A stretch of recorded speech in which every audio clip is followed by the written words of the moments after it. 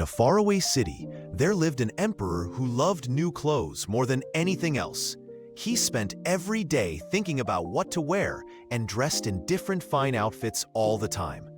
Other rulers liked meetings and wars, but this emperor only cared about changing his clothes. People in the city would whisper that he was always sitting with his wardrobe instead of ruling. One day, two strangers arrived in town. They claimed they were master weavers who could make a magical cloth only wise people could see.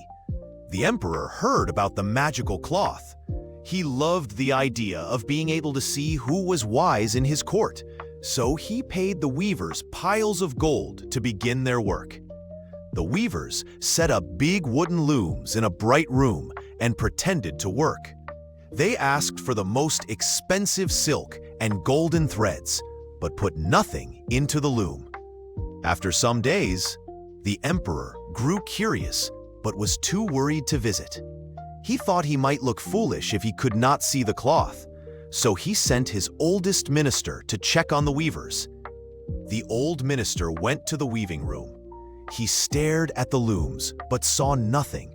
Afraid others would call him foolish, he told the weavers how wonderful the cloth looked. The minister went back and told the emperor that the cloth was beautiful, using fancy words. The emperor looked relieved and even more eager to see it himself. The emperor sent another official, hoping for a different answer. This official also saw nothing, but praised the cloth, not wanting anyone to think he was unfit for his job. The emperor finally decided to see the cloth himself. He stepped into the weaving room. The weavers bowed, and everyone watched him closely. The emperor, like everyone before him, saw only empty looms. He was too proud to admit the truth. He smiled and pretended to admire the cloth, while the courtiers all agreed loudly. The weavers announced that the emperor's new suit was ready. They moved their hands like they were dressing him, lifting invisible clothes onto his body, tying sashes, and bowing deeply. The emperor looked in the mirror, turning this way and that, trying to act pleased.